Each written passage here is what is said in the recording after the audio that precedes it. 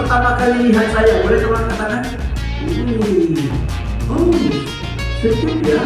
Yang lain sudah pernah lihat ya. Oke, siapa hari ini sudah kedua kali ikut seminar saya? Tolong tangan. Cukup bagus.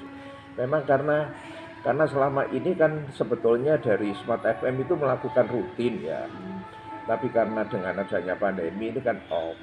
Nah, kita mulai coba kita dukung untuk start di tahun akhir, di penghujung akhir tahun 2021.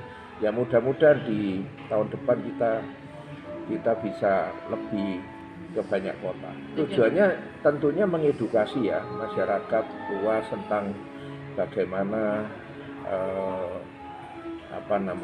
membangun karakter diri untuk meningkatkan penjualan. Kalau Pak Jim ini kan memang bidangnya di sales ya.